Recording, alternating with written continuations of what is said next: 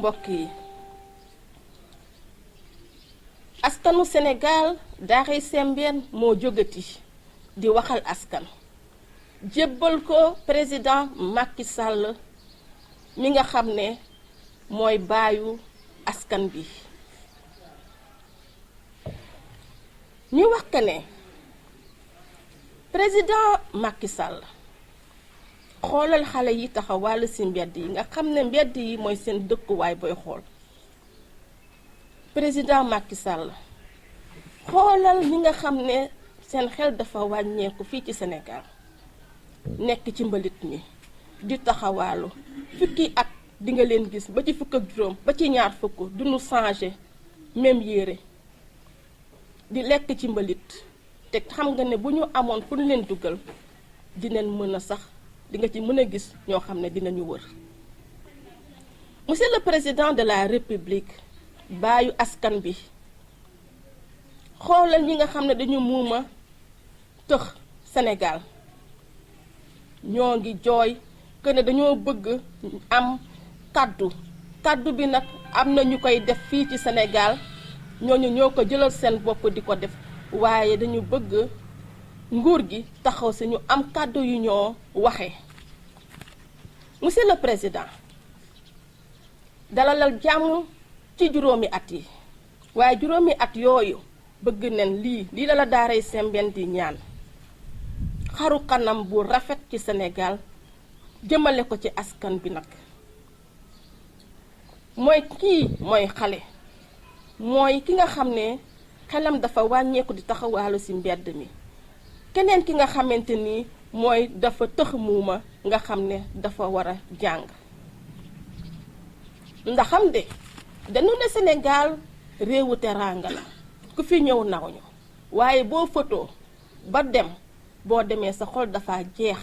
lu tax muy jeex da ngay gis ay ci photo yi xale yoo xam ne tilim def tànku neen guddi fajar heure boo rombee yaa ngi leen di gis xiif mar gisoo ndey gisul baay waaye bu boobaa kuy ndey kuy baay ki nga xam ne mooy président moo war a doon ndey moo war a doon baay moo war a yiir ba tax na Daaray Sembène nga xam ne fukki at ak benn ñoo ngi liggéey ci askan maanaam pour ñu yiir gune yi ak képp koo xam ne waay laago la moo dellu si di waxati kenn ne defoon na fi ay jéego yu bari ci fukki at ak benn yooyu ba ci bi nga xam ne moo ci mujj mooy mars 2018 at la am xale yi yu ay ñu xamante ni dañoo tëx muuma ñëw fii di def formation ay tubaab ñëw jox leen formation Daaray Sembène ñuy jàng ci nataal te naka noonu ñu ne dañuy jël jagleel leen loo xam ne jàppale la ci jàppale boobu madame Marème Faye Sall mu jóg ñu ne ko dañu bëggoon rek nga ñëw Sorano xool xale yi seen xel dal ñu daal di am yaakaar waaye moom yemu ca de Marème Faye Sall dafa jël loo xam ne ñun laajuñ ko mu jël jàppale xale yi ndax ñun Daaray Sembène duñu tàllal loxo waaye dañ ne ko ñëwal rek nga ñëw jàpp ci xale mu def ci lu am solo ñu ko koy gërëmee. wante yow monsieur le président de la république gis nañ ne dañ la jox raaya ñu ne yow monsieur le président de la république dangay jaarale njiit te na mu gën a baaxe ñu ne wala tamit ni ngay njiitee rafet na mooy leadership nga daal di jël benn enveloppe bu takku boo xam ne yow leen ko jébbaloon nga jël ko jox ko centre Talibou Dabo ak village SOS enfant ba ngaa jëlee kàddu danga ne dañu bëgg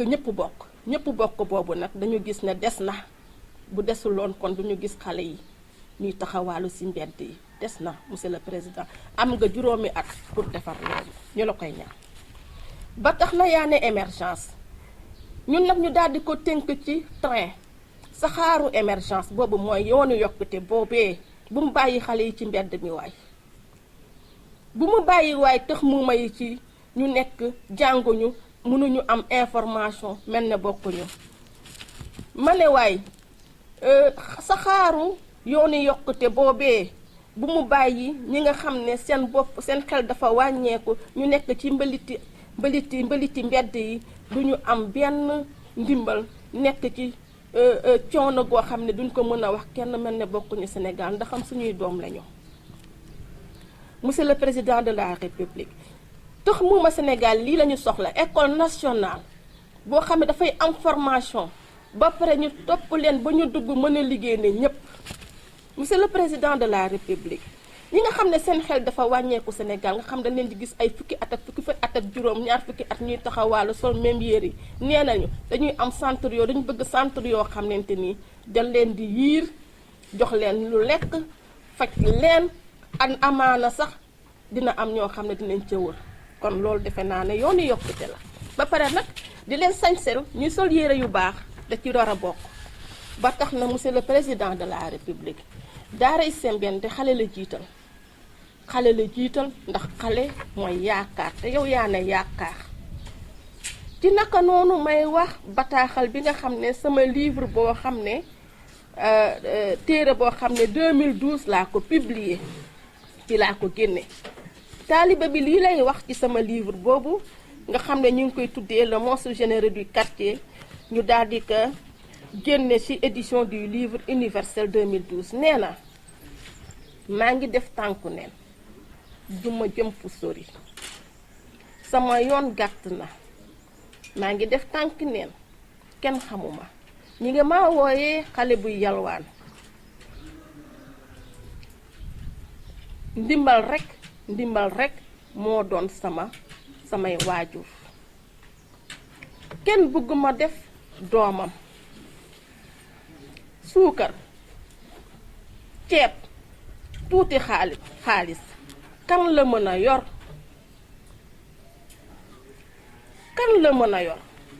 sama yoon gàtt na ay waay ana sama askan ay waay ana sama classe man kan laa fan laa nekk maa ngi def tànku neen kenn xamuma waaye dama bëgg a màgg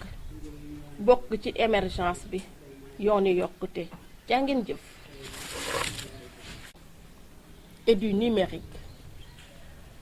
Daaray Sembène, maison de la pédagogie de l'image, Daaray Sembène MPI, lance une alerte à Monsieur le Président de la République, Macky Sall, au nom des oubliés de la République. Monsieur le Président de la République, Son Excellence Macky Sall, de grâce, constatez ces enfants, les nôtres, qui logent d'office dans la rue. De grâce, ayez un esprit éclairé sur ces déficients mentaux qui vivent dans les ordures de la rue depuis des décennies. De grâce, écoutez ces sourds muets sénégalais qui gémissent depuis toujours le droit à la parole pour un langage actif codifié. Dans la perspective dynamique d'un quinquennat horizon 2024, Daaray Sembène, maison de la pédagogie de l'image, suggère à son Excellence Macky Sall une nouvelle figure de la société sénégalaise sans enfants mendiants. Une nouvelle figure de la société sénégalaise dépourvue de déficients mentaux dans un état pitoyable en errance dans la rue publique. Une nouvelle figure de la société sénégalaise avec un visage radieux du sourd-muet. Combien sont-elles les personnes en visite au Sénégal à avoir humé l'air de l'hospitalité teranga avant d'être déçues des reflets de cartes postales? Quel constat saisissant. Un constat. Loin d'être un reflet de réel, ces images sont fort analogiques. Et à Roland Barthes de le confirmer ainsi. Dans la photographie, je ne puis jamais nier que la chose a été là. Quelle est l'image de l'enfant, du sourd-muet et du déficient mental au Sénégal? Que peut l'État? Que peut l'État au nom de la bonne gouvernance dans la prise en charge de ces questions sociales fort ignorées ou jusque-là timidement traitées? Darey Sembène, qui œuvre depuis 11 ans sur la protection de l'enfance et une meilleure prise en charge des personnes vivant avec un handicap, a entrepris des actes symboliques. Le plus récent a consisté à la formation de sourds-muets par la pédagogie de l'image et du numérique sur la base d'une œuvre caritative en mars 2018 qui a fait vibrer la solidarité sénégalaise jusqu'à la participation de Madame la Première Dame Marème Faye Sall qui a posé un acte porteur d'espoir. Monsieur le Président de la République, à l'occasion de votre distinction en janvier 2018 du prix du leadership et de la bonne gouvernance de la part de la Fédération pour la paix universelle, suivi de votre acte éclairé au profit du centre Talibou Dabo et du village SOS Enfants, vous avez de nouveau prôné une vision inclusive d'un monde meilleur, une vision humaniste. Monsieur le Président de la République, Son Excellence Macky Sall, que la vitesse vertigineuse du train de l'émergence ne laisse pas les enfants du Sénégal dans le vide de la rue. Monsieur le Président,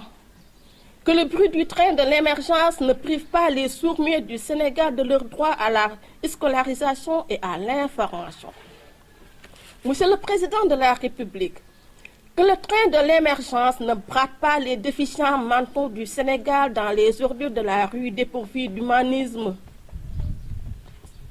Monsieur le Président de la République, Son Excellence Macky Sall, les sourds-muets du Sénégal réclament le droit à l'information, à la scolarisation et à la formation, logés dans un futur centre national d'apprentissage du langage des signes, avec un suivi rigoureux et une insertion professionnelle fort possible. Monsieur le Président de la République, Son Excellence Macky Sall, les déficients mentaux du Sénégal de la rue publique réclament un droit à la dignité humaine par la mise en place de centres sociaux médicaux, sources d'abri, d'alimentation saine, de sécurité, de soins esthétiques et sanitaires. Monsieur le Président de la République, Son Excellence Macky Sall, les enfants d'abord, les enfants toujours, les enfants mendiants du Sénégal, Samuel dit depuis toujours encore ce refrain. Extrait de mon livre Le monstre généreux du quartier, édité par les éditions du Livre universel en 2012. Je le cite. Je marche les pieds nus, je n'irai pas loin, ma route n'a pas de point. Je marche les pieds nus, je suis un inconnu, il m'appelle enfant mendiant. La charité se dit être mon unique parent, personne d'autre ne veut m'adopter, je commence à m'y adopter. Un peu de sucre, un peu de riz, une pièce pour eux, je m'en sors à fond la caisse, c'est si peu pour quelqu'un qui veut devenir. C'est si peu pour quelqu'un qui veut un avenir. Où est ma race? Où est ma classe? Où suis-je? Qui suis-je? Je marche les pieds nus, je suis un méconnu. Il m'appelle enfant mendiant. Je veux devenir grand gagnant, mon futur pays émergent. Le monstre généreux du quartier Adjamenia, édition du Livre universel. 2012, je vous remercie.